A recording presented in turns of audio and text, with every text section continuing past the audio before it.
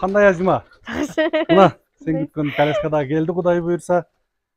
Сени сүйүнтөлү, кубанталы деп 1 айдан бери күтүп атканбыз. Заказ кылып, Кудай буйрса келди.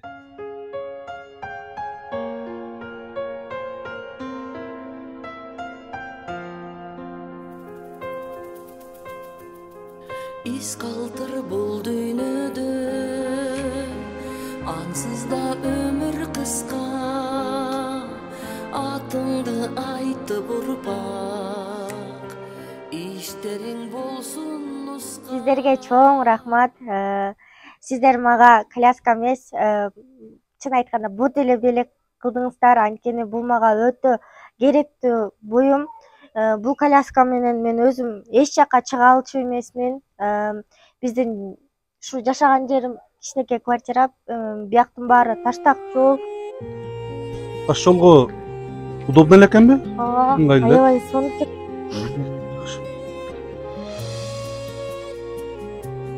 Шаарга кетип калба.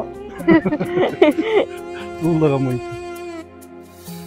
Баягы мүмкүнчүлүгүм чектелгенде дагы бирөөгө зар болгондо жаман экен да.